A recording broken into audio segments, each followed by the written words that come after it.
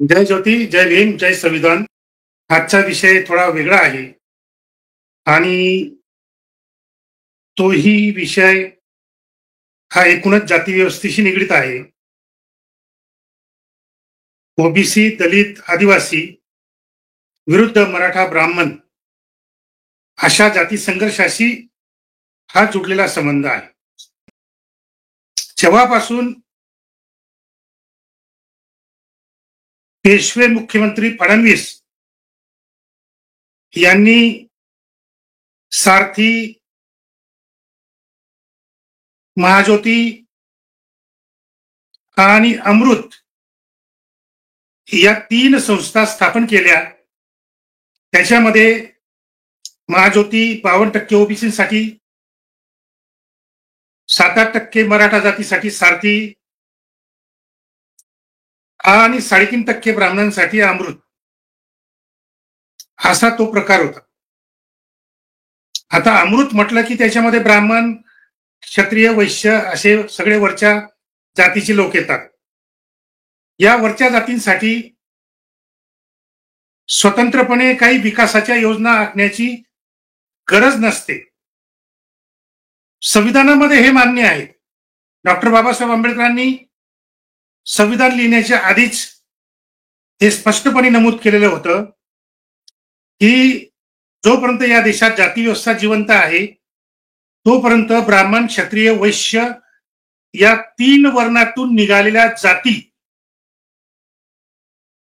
सत्ताधारी राहतील आणि सत्ताधारी जातींना किंवा सत्ताधारी वर्गांना विकासासाठी स्वतंत्र वेगळी व्यवस्था करण्याची गरज नसते, कारण त्यांच्या हातात सरकारच्या तिजोरीची चावी असते.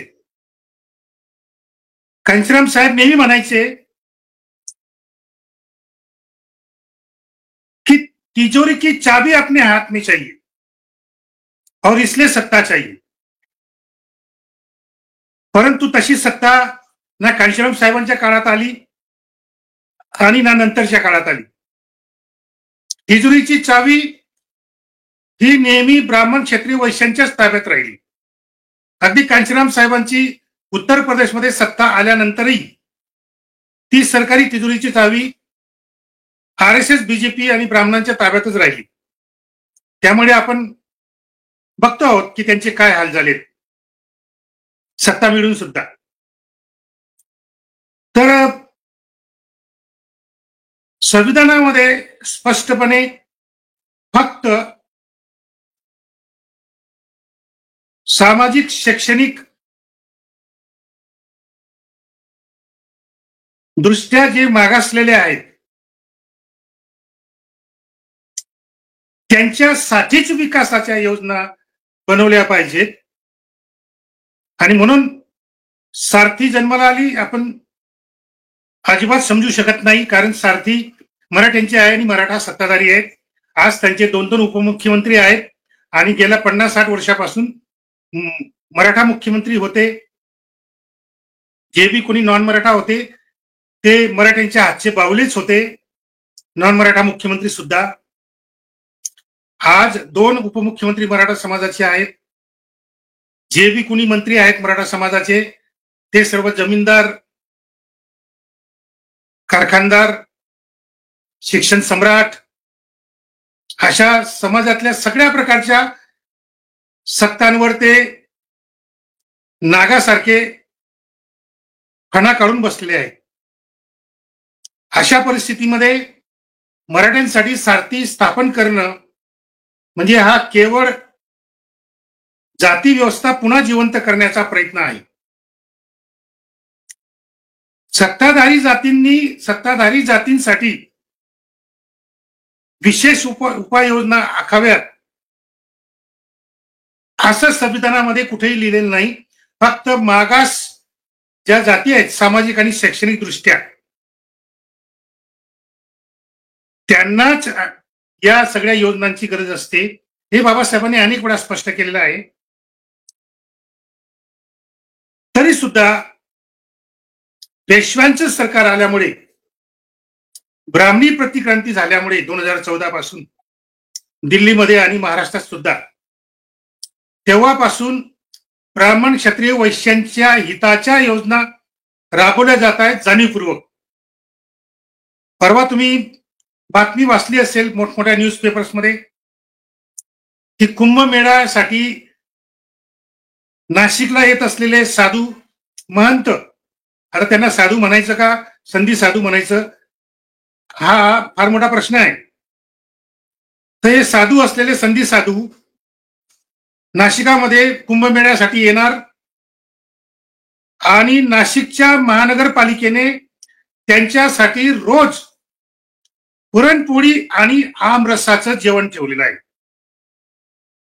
पुरणपोळी आणि आमरसाचं जेवण ठेवले म्हणजे कुंभमेळा सुरू झाला की यांच्या जेवणावळी यांच्या पंक्तावळी उठवणार. आणि हे कोणाच्या पैशातून? तर जनतेच्या पैशातून. पेशवाईच्या काळामध्ये पर्वतीवर रोज ब्राह्मणांच्या पंक्ती बसायच्या आणि या ब्राह्मणांच्या पंक्तीमध्ये प्रवेश मिळावा म्हणून भारतभरचे ब्राह्मण गोळा व्हायचे. कारण पंचपक्वान्नांचं जेवण पेशवाईमध्ये मिळतं, पुण्यामध्ये मिळतं. ही सगळी वार्ता पूर्ण भारतात पसरल्यामुळे भारतातून सगळे ब्राह्मण यायचे आणि त्यांच्या रोज पंचपक्वान्नांच्या पंक्ती उठायच्या. आता पेशवाईची प्रतिक्रांती केवळ महाराष्ट्रात नाही किंवा केवळ पुणे सरगणात नाही तर संपूर्ण देशात झालेली आहे दिल्लीहून. त्यामुळे आता या पंक्ती ब्राह्मणांच्या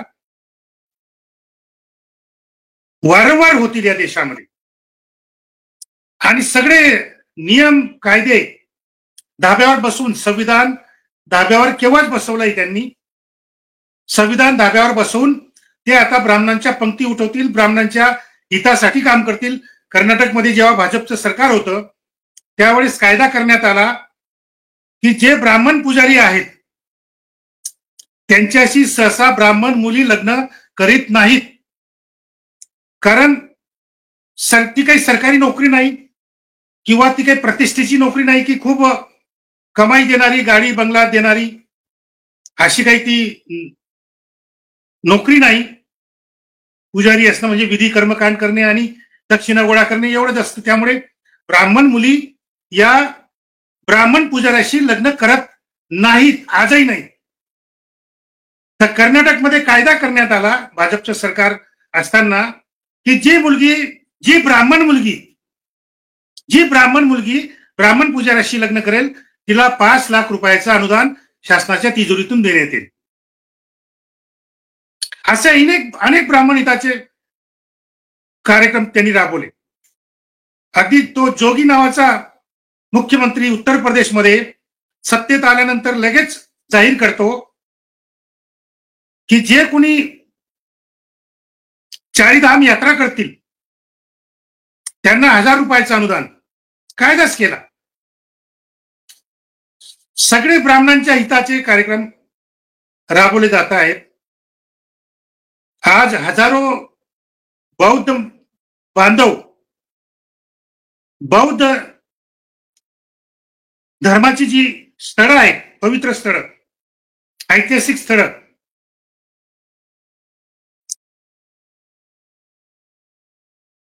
त्या सर्व ठिकाणी यात्रा करतात. त्यांना कुठलंही अनुदान नाही. कारण ते बौद्ध धर्माचे आहेत. पण जे हिंदू धर्माचे आहेत त्यांनी ब्राह्मणांच्या या 4 धाम यात्रा कराव्यात जेणेकरून तिथं बसलेले जे ब्राह्मण आहेत या 4 धाम यात्रेमध्ये तिथं जी मंदिरं आहेत त्या मंदिरामधले जे ब्राह्मण पुजारी आहेत त्यांचं भलं व्हावं, त्यांना मोठ्या प्रमाणात दक्षिणा मिळावी म्हणून तिथं अनेक बहुजन हिंदूंनी जायला पाहिजे म्हणून त्यांना 1000 रुपयाचं अनुदान या सरकारने केलं. त्यामुळे जरी त्यांनी मतदानासाठी मतं मिळवण्यासाठी अनुनयासाठी ओबीसीसाठी महायुती स्थापन केली, दलितांसाठी महात्मा फुले विकास महामंडळ आहेच आधीपासून, आदिवासी विकास मंडळ आहेच आधीपासून, यांना जे अनुदान जो फंड द्यावा लागतो तो बजेटमध्ये त्यांना देणं बंधनकारक असतं. 2014 नंतर तोही फंड आज निम्म्यापेक्षा कमी झालेला आहे. समाज कल्याण मंत्रालय, ओबीसी मंत्रालय आणि आदिवासी मंत्रालय यांना दिले जाणारा फंड बजेटमध्ये 2014च्या आधीच्या तुलनेमध्ये आज तो निम्म्यापेक्षा कमी झालेला आहे. आणि जो काही तुटपुंजा फंड निधी ओबीसींच्या महाज्योतीला, दलितांच्या समाज कल्याणला आणि आदिवासी विकास प्रकल्पाला दिला जातो, तो सुद्धा आता लाडक्या बहिणींच्या नावाने पळवला जातोय. नाव लाडक्या बहिणींचं म्हणजे कोणी विरोध करणार नाही. आता लाडक्या बहिणी यांच्या डोक्यावर बसलेल्या आहेत, त्यांनी बसून घेतलेले आहेत. काही काम न करता लाडक्या बहिणींना पैसे खिरापत म्हणून वाटले जात आहेत, कारण ते त्यांच्या लाडक्या बनलेले आहेत. कारण त्यांचं म्हणणं असतं की यांच्यामुळे आम्ही निवडून आलो. आता ही जी फुकटची खैरात वाटप करणं आहे, हा पेशवाईचा एक धंदा आहे. पूर्वी ब्राह्मणांना फुकट खैराती वाटल्या जायच्या दक्षिणेच्या नावाने. आता निवडून येण्यासाठी ब्राह्मणांना पण आणि या लाडक्या बहिणींना पण फुकटची खिरापत वाटायची. त्याच्यातून कुठलाही विकास नाही, कुठलाही काही प्रकल्प त्याच्यातून उभा राहणार नाही. परंतु शासनाच्या तिजोरीमध्ये जे पैसे जमा होतात, शासनाच्या तिजोरीमध्ये ते दलित, आदिवासी आणि ओबीसीच्या कष्टातून निर्माण झालेले पैसे या शासनाच्या तिजोरीत जमा होतात. आणि हे पैसे ब्राह्मणांसाठी, मराठ्यांसाठी, लाडक्या बहिणींसाठी खिरापत म्हणून वाटले जातात. जेवणावळी, पंक्तावळी उठवल्या जातात.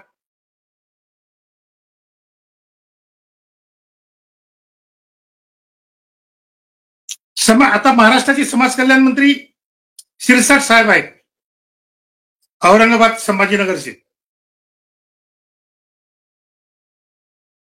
मी औरंगाबाद संभाजीनगर मुद्दाम म्हणतो कारण औरंगाबाद नावामध्ये जेवढा इतिहास आहे गौरवशाली, तेवढाच इतिहास राजे संभाजींचा पण आहे. त्यामुळे मी दोघं नावांना मी विरोध करत नाही. औरंगाबाद संभाजीनगर हे योग्य राहील. जसं मराठवाडा विद्यापीठाचे नामांतर करताना डॉक्टर बाबासाहेब आंबेडकर मराठवाडा विद्यापीठ म्हणजे मराठवाडा शब्द त्यांनी घ्यावाच, कारण त्यांचं म्हणणं होतं की मराठवाडा शब्दामागे काहीतरी इतिहास आहे. अरे मग औरंगाबाद शहराच्या नावामागे पण इतिहास आहे ना, तो तुम्ही का पुसता? राजे संभाजींचा इतिहास त्याच्यातून पुढे येईल, त्याच्यात काही चुकीचं नाही. राजे संभाजींचा लढा हा छत्रपती शिवरायांपेक्षा जास्त क्रांतिकारक होता. त्यामुळे संभाजीनगर या नावाला आमचा विरोध नाही. परंतु औरंगाबाद हा जो याच्या मागे जो इतिहास आहे तोही आम्हाला प्रेरणादायी आहे. कारण या देशामध्ये मुसलमान राज्यकर्ते आलेत म्हणून शूद्रादी अतिशूद्र हे सरदार होऊ शकलेत, सेनापती होऊ शकलेत, त्यांना राज्य शासनामध्ये सहभाग मिळायला लागला. ज्यांना मंदिरात प्रवेश मिळत नव्हता ते सहजपणे मस्जिदमध्ये प्रवेश करू शकत होते. त्यामुळे शूद्रादी अतिशूद्रांसाठी इंग्रज असो किंवा मुसलमान असो, ते परकीय असले तरी त्यांनी शूद्रादी अतिशूद्रांना न्याय देण्याचा प्रयत्न केला. दलित, आदिवासी, ओबीसींना न्याय देण्याचा प्रयत्न केला. इंग्रज होते म्हणून पेशवाई संपली. इंग्रज नसते तर पेशवाई संपलीच नसती. आणि तुमच्या गांडीच्या मागे जे लावलेलं झाडू आहे, तोंडाला लावलेलं जे मडकं आहे, ते आजही राहिलं असतं जर इंग्रज आले नसते तर.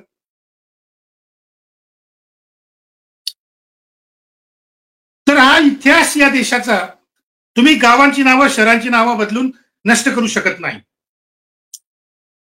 सांगण्याचा मुद्दा असा आहे की मला जो विषय दिला आहे की हा भेदभाव का, सारथीला मराठ्यांची आहे म्हणून त्यांना कार्यालय मिळाली, बिल्डिंग मिळाल्या कार्यालयांसाठी, त्यांच्यासाठी फंड वळवण्यात आला. ओबीसीच्या हक्काचा फंड, समाज कल्याणचा, दलित आदिवासींचा फंड जाणीवपूर्वक सारथीकडे मराठ्यांसाठी वळवण्यात आला. हे मी अनेक वेळा सिद्ध केलेलं आहे. आणि आता पुन्हा आणखी लाडक्या बहिणींचं नाव सांगून समाज कल्याणचा निधी वाढवतायत, आदिवासीचा निधी वाढवतायत, महाज्योतीचा, ओबीसीचा निधी वाढवतायत. समाज कल्याण मंत्री शिरसाट साहेब जे आहेत औरंगाबाद संभाजीनगरचे, तर शिरसाट साहेबांनी तर अगदी पत्रकार परिषद घेऊन सांगितलं अजितदादांना की तुम्ही आमचा सगळा फंड काढून घेतायत, समाज कल्याणचा, दलितांचा सगळा फंड तुम्ही काढून घेतायत, मग हे समाज कल्याण मंत्रालय ठेवायचं कशाला, हे बंद करा की, असं शिरसाट साहेब वैतागून पत्रकार परिषदेत बोलले. आता अजितदादा पवारांबद्दल बोलायचं तर काय बोलायचं, हे तर सगळीकडे उघड आहे, स्पष्ट आहे. आजचे उपमुख्यमंत्री एकनाथ शिंदे यांनी पण अजित पवारांवर अनेक आरोप केलेले आहेत. खुद्द छगन भुजबळ साहेब आरोप करतायत अजित पवारांवर. केवळ एकटे अजित पवार नाही, पूर्ण राष्ट्रवादी काँग्रेस, मग ती अजित पवारांची राष्ट्रवादी काँग्रेस असो किंवा शरद पवारांची राष्ट्रवादी काँग्रेस असो, ही राष्ट्रवादी काँग्रेस मुळातच जातीवादी मराठ्यांची आहे.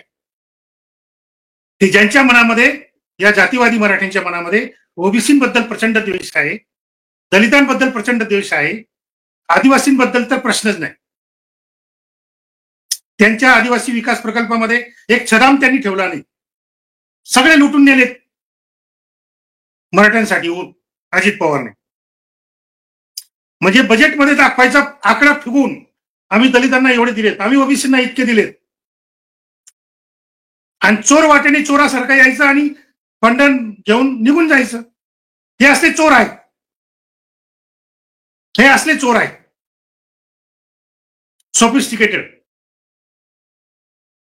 त्यामुळे या विषयावर अत्यंत मुळापर्यंत आपण गेलं पाहिजे, मुळापर्यंत गेलं पाहिजे.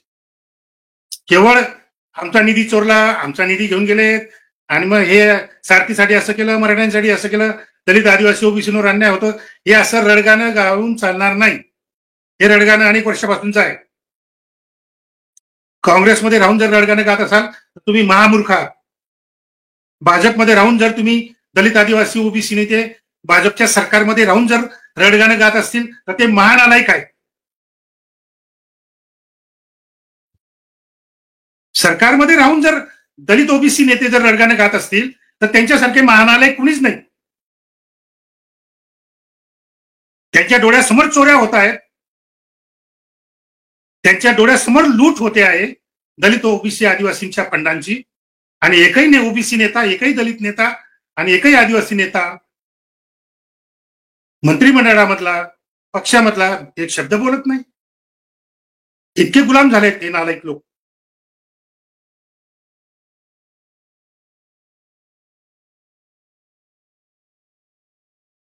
एक काळ होता, एक काळ असा होता लढण्याचा.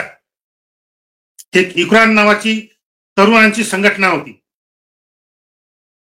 दलित विद्यार्थ्यांना शिष्यवृत्ती वाढवून मिळावी यासाठी पूर्ण महाराष्ट्रभर दलित विद्यार्थी रस्त्यावर उतरायचे. मंडल आयोग लागू झाला पाहिजे म्हणून, किंवा मराठ्यांना ओबीसी मधून काढा म्हणून ओबीसी तरुण पोरं आंदोलन करायचे रस्त्यावर उतरून. आज अशी परिस्थिती निर्माण झाली आहे की हे सगळे आंदोलन करते, सगळे आंदोलन करते, मग ते तरुण असो का म्हातारे असो, हे सगळे आंदोलन करते. हे भाजपचे सालदार झाले आहेत, कोणी शरद पवारचे सालदार झाले आहेत, कोणी अजित पवारचे सालदार झालेले आहेत. छोट्या छोट्या आमिषासाठी, छोट्या छोट्या गोष्टींसाठी. एखाद्या छोट्या मोठ्या संघटनेचं उपाध्यक्षपद दिलं एखाद्या मंत्र्याने की आमचा ओबीसी खुश. एखाद्या ओबीसी महामंडळमध्ये संचालक केलं की आमचा ओबीसी तरुण खुश, कोंड्या खुशाल, उड्या मारायला लागतो, मला किती मोठं पद मिळालं म्हणून. प्रत्यक्षात ओबीसींना काहीच मिळत नाही, ना दलितांना काही मिळत नाही, ना ओबीसींना ना आदिवासींना काही मिळत नाही. फक्त या नेत्यांना मात्र पदं मिळतात आणि त्यांचे स्वतःचे आर्थिक फायदे ते मिळवतात. मग अशा या छटाक पुढाऱ्यांना कोणी गाडी घेऊन देतं, कोणी कार्यालय घेऊन देतं. बाबा रे, तू मोठ्या महामंडळाचा अध्यक्ष झालेला आहे, तू सदस्य झालेला आहे, तुला एक खूप मोठं पद मिळालं आहे, तुला त्या अमुक संघटनेचं उपाध्यक्षपद मिळालं आहे. तेवढा आर्थिक फायदा मिळाला की हे सगळे नेते, ओबीसी नेते, दलित नेते, आदिवासी नेते कोंडा खुशाल. बाकी मग तुमच्या जनतेचं काही हो. त्यामुळे आंदोलनकर्तेच विकले जातात. पूर्वी तसं नव्हतं. युक्रान सारख्या अनेक संघटना होत्या. त्यावेळचे जे आंदोलनकर्ते होते ते कधी विकले गेले नाही. आत्ताचे आंदोलनकर्ते आंदोलनच यासाठी करतात की मला कुणीतरी विकत घ्यावं. एकतर मला भाजपने विकत घ्यावं, एकतर मला शरद पवारांनी विकत घ्यावं, एकतर मला अजित पवारांनी विकत घ्यावं किंवा एकनाथ शिंदेने विकत घ्यावं. याच्यासाठी आंदोलन करतात.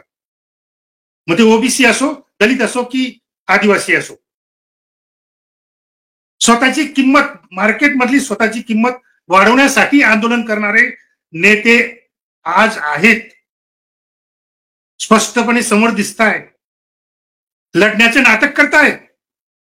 ओबीसीवर अन्याय होतो, टीव्हीवर मोठमोठ्याने बोलतात, टीव्हीवरच्या चर्चेमध्ये अगदी आक्रोश करतात. पण प्रत्यक्षात ते त्यांची किंमत वाढवण्यासाठी ते आक्रोश करतात की मला कुणीतरी एखाद्या मोठ्या ओबीसी नेत्याने, मोठ्या दलित नेत्याने किंवा मोठ्या मराठा नेत्याने मला विकत घेतलं पाहिजे आणि त्याची चांगली किंमत मिळाली पाहिजे, म्हणून हे लढतात. सगळे आंदोलन करते बघा तुम्ही, आता गेल्या 5 वर्षापासूनचे सगळे आंदोलन करते, सगळे विकले जाण्यासाठी, स्वतःची किंमत वाढवण्यासाठी आंदोलन करतायत.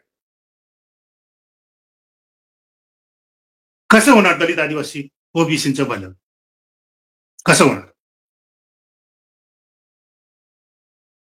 मुळाशी गेलं पाहिजे, मुळाशी गेलं पाहिजे. असं होऊ नये म्हणून काय करावं लागेल? काही आपल्यासमोर काही मॉडेल आहे का? आपल्यासमोर काही आदर्श उदाहरण आहे का? याच्याकडे आपण कधीच बघत नाही. यांच्यासाठी आदर्श उदाहरण काय? तो अमुक पक्षाचा ओबीसी नेता किती लढतो आहे, तो डमुक पक्षाचा दलित नेता किती लढतो आहे, आणि त्याला काय मिळालं? त्याला मंत्रिपद मिळालं, त्याला प्रतिष्ठा मिळाली, केंद्रात मंत्री, तिकडे महाराष्ट्रात बी मंत्री.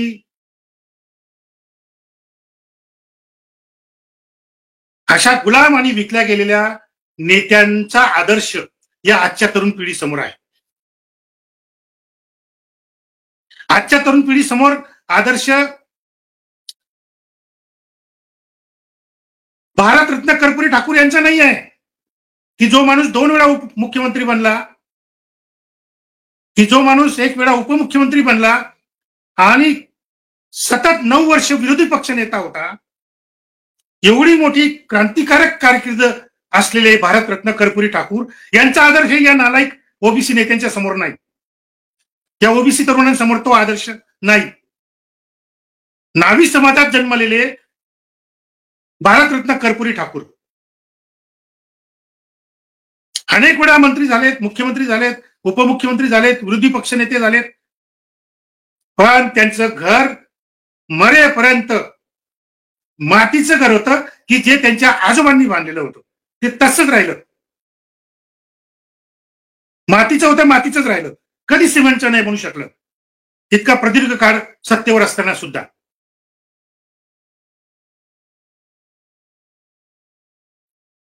तो आदर्श नाही आमच्या समोर. स्वामी पेरियार तामिळनाडूचे, की जे आधी काँग्रेसमध्ये होते, त्यांना वाटलं होतं काँग्रेस काहीतरी चांगलं करेल म्हणून, पण आरक्षणाच्या मुद्द्यावर त्यांनी काँग्रेसचा राजीनामा दिला, काँग्रेसला लाथ मारली, स्वाभिमानी चळवळ सुरू केली. त्या चळवळीतून पुढे डीएमके नावाचा पक्ष निर्माण झाला. नंतर डीएमके, एआयडीएमके या दोन्ही पक्षांनी स्वामी पेरियार विचारधारेचा गाभा घेऊन गेल्या 60 वर्षापासून तामिळनाडूमध्ये सत्तेत आहेत. स्वामी पेरियार यांच्या विचारधारेचा गाभा घेऊन. त्यामुळे तामिळनाडूमधून ब्राह्मणवादी काँग्रेस खतम, ब्राह्मणवादी भाजप खतम, आरएसएसचा तिथं मागमूस पण नाही, ना बजरंग दल, ना हनुमान दल, ना काही नाही. दंगली करणाऱ्या, घडवणाऱ्या कुठल्याही संघटना तिथं नाहीये. त्यामुळे गेल्या 60 वर्षात तामिळनाडूमध्ये एकही जाती दंगल झाली नाही, एकही धार्मिक दंगल झाली नाही आणि सर्व जाती धर्माच्या लोकांना त्यांच्या लोकसंख्येच्या प्रमाणात त्यांचा हिस्सा मिळत असतो. मग तो आरक्षणाचा असो किंवा सरकारी तिजोरीचा असो. दर 5 वर्षांनी सर्वेक्षण होत असतं की कोणत्या जातीला किती मिळालं, कोणत्या जातीला कमी मिळालं, कोणत्या जातीला जास्त मिळालं. मग ते त्यांचं कमी करून पुढच्या 5 वर्षामध्ये यांच्यामध्ये बॅलन्स साधण्याचा प्रयत्न होतो की सगळ्या जातींना समान त्यांच्या लोकसंख्येच्या प्रमाणात मिळालं पाहिजे. त्यामुळे जातीत तिथं भांडण होतच नाही, त्यामुळे जातीत दंगली होतच नाहीत तिथे गेल्या 60 वर्षापासून तामिळनाडूमध्ये. धार्मिक दंगलीचा प्रश्नच नाही, कारण तिथं सगळे जे अल्पसंख्य धर्म आहेत, मुसलमान, ख्रिश्चन वगैरे, यांना सुद्धा तिथं आरक्षण मिळतं.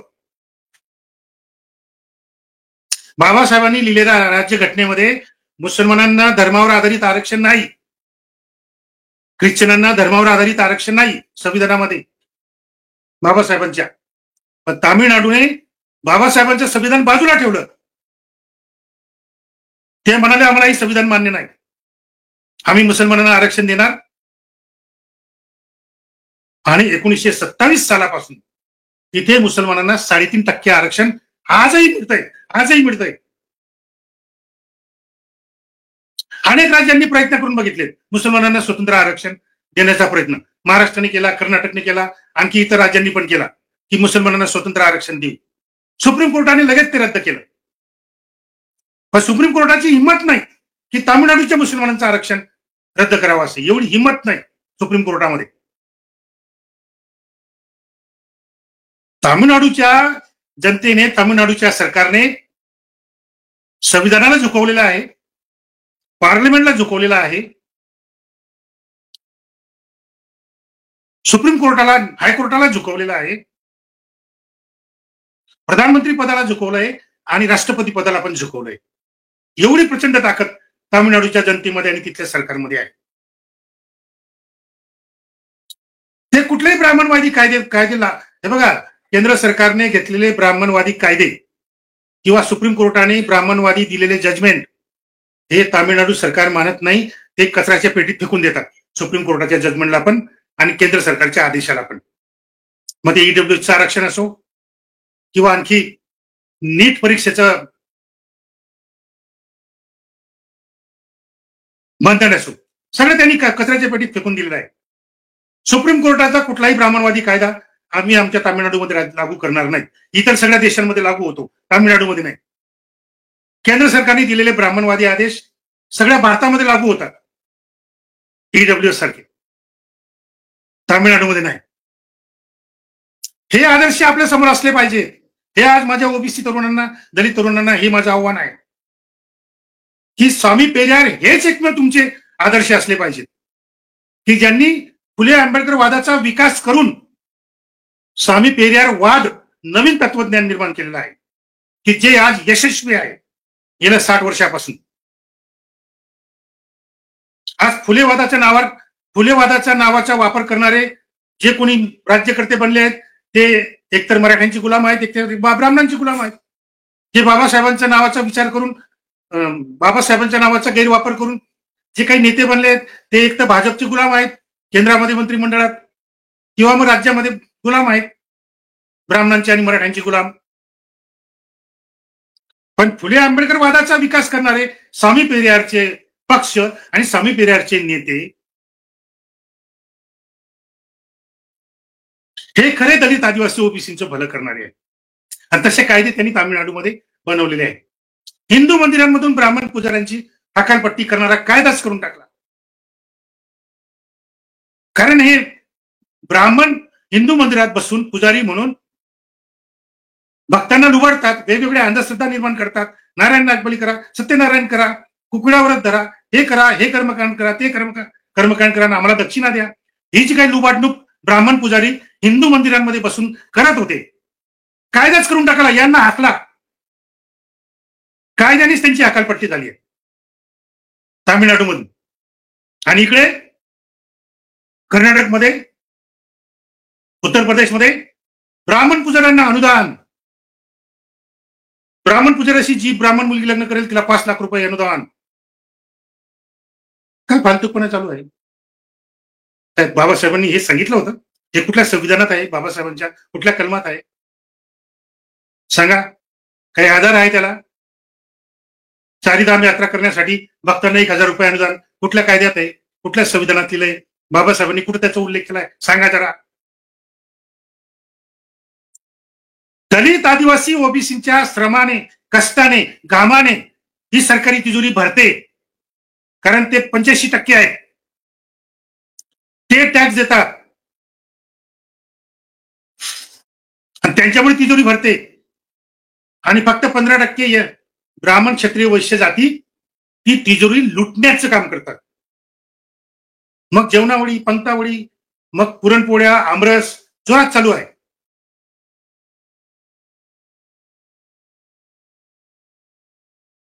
हे महाज्योतीचे पैसे लुबाडणे किंवा आदिवासी विकासाचे पैसे लुटणे, हे जे आहे समाज कल्याणचे पैसे लुबाडणे, हे अजित पवार सारखे हे तर फार किरकोळ आहे.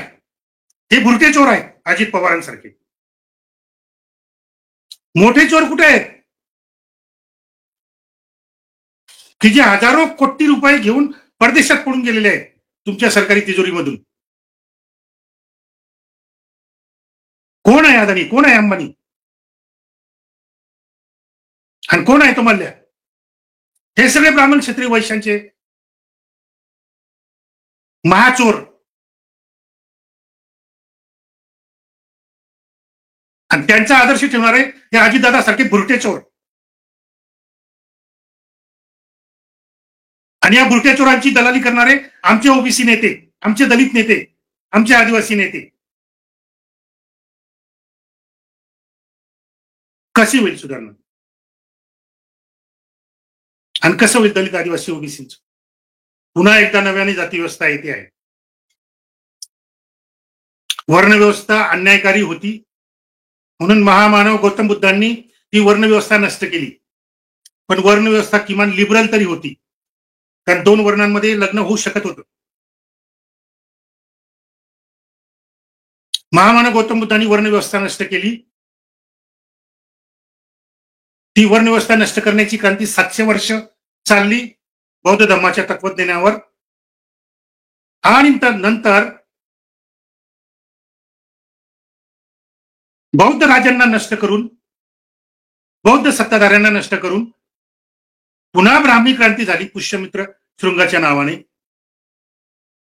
आणि वर्णव्यवस्थेपेक्षाही 1000 पटीने जास्त चिवट, जास्त मजबूत, जास्त कडक आणि अत्यंत क्रूर जाती व्यवस्था नंतरच्या काळात निर्माण करण्यात आली. तीच परिस्थिती आता आली आहे की जाती व्यवस्था तुम्ही नष्ट करतायत ना फुले आंबेडकरांचे नाव घेऊन. मग आता आम्ही अशी नवीन व्यवस्था आणणार की जाती व्यवस्थापेक्षाही 10,000 पटीने जास्त कडक, जास्त मजबूत, जास्त अन्यायकारी आणि जास्त क्रूर अशी नवी जाती व्यवस्था ते आणतायत. आणि ते आणण्यामध्ये आता ते यशस्वी होत आहे. त्याची सुरुवात आहे दलित, आदिवासी, ओबीसीच्या फंडांची लूट करण्यापासून तर भारत सरकारच्या तिजोरींची हजारो करोड रुपयाची लूट करण्यापासून ही सगळी सुरुवात आहे त्याची. नवी नवी नवी नीच स्तरावरची जाती व्यवस्था निर्माण करणे हा त्यांचा मुख्य अजेंडा आहे. म्हणून त्यांनी तुमचं शिक्षण सगळं कोसळून टाकलेलं आहे. सगळ्या शाळा बंद करण्यात येत आहेत. तुमचे शिक्षण मुश्किल करतायत फी वाढवून, जेणेकरून तुमची दलित, आदिवासी, ओबीसीची मुलं शिकलीच नाही पाहिजेत. फक्त दलित, आदिवासी, ओबीसी मधले जे दलाल आहेत, जे त्यांचे सरदार आहेत, त्यांचीच पोरं शिकतील दलित, आदिवासी, ओबीसी म्हणून. आणि तिथे दलाल आहेत, ते सरदार आहेत, त्यामुळे त्यांच्यापासून सत्ताधाऱ्यांना काही धोकाच नाही. ओबीसी नेत्याचा मुलगा किती शिकला तरी त्यांना काय धोका आहे? कारण तो किती शिकला तरी तो आमचा गुलामच बनणार आहे मंत्रिपदासाठी, आमदारकीसाठी. त्यामुळे अशा दलाल असलेल्या दलित, आदिवासी, ओबीसी पासून त्यांना काही धोका नाही. त्यांना धोका आहे कॉमन मॅन म्हणून जो जीवन जगतो आहे दलित, आदिवासी, ओबीसी, त्यांच्यापासून त्यांना धोका आहे. आणि म्हणून ते त्यांचे शिक्षण बंद करतायत, फी वाढवून, शाळा बंद करून. ही नवी जातीव्यवस्था अशा पद्धतीने निर्माण होते आहे. म्हणून आज तुमच्या समोर फक्त एकमेव स्वामी पेरियार हाच एकमेव आदर्श आहे. आणि तो आदर्श घेऊन जर तरुण दलित, तरुण ओबीसी नेते जर काम करत असतील तर तुम्हाला काहीतरी चित्र बदललेलं दिसेल. नाहीतर नुसतं आरडाओरडा करण्यामध्ये आणि रोज रडगाणे गाण्यामध्ये काही अर्थ नाही, काही अर्थ नाही. स्वामी पेरियार हे किती क्रांतिकारक आहेत हे एका उदाहरणावरून स्पष्ट होतं. महाराष्ट्रामध्ये पहिला स्वामी पेरियार यांचा पुतळा माननीय प्राचार्य वाकेकर सरांनी त्यांच्या कॉलेजमध्ये बसवला औरंगाबाद संभाजीनगरमध्ये. आणि पुतळा बसवणार असं जाहीर केल्यापासून त्यांच्या पाठीमागे पोलीस डिपार्टमेंट, त्यांच्या पाठीमागे सीबीआय सगळं लावण्यात आलं. त्यांच्या पाठीमागे ससेमिरा. परवानगीच दिली नाही, शासनाने परवानगी दिली नाही, पोलिसांनी परवानगी दिली नाही, कलेक्टरने परवानगी दिली नाही. स्वामी पेरियारचा पुतळा तुम्ही बसवू शकत नाही. हा, तुम्ही फुले आंबेडकरांचे पुतळे किती बसवा, आम्हाला त्यांच्यापासून काही धोका नाही.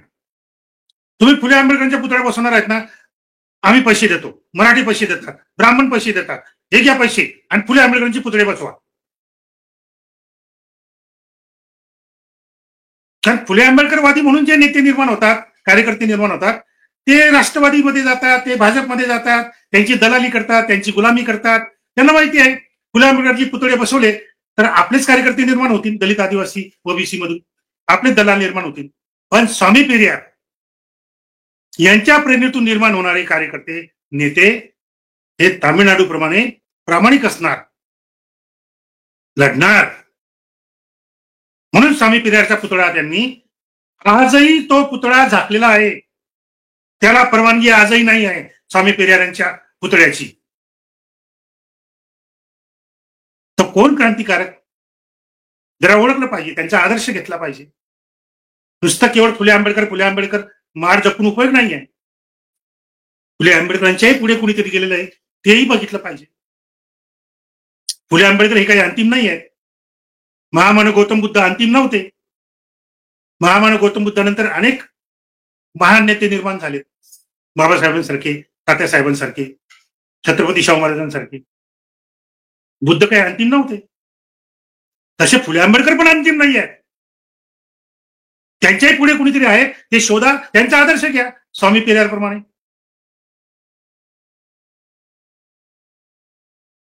तर मी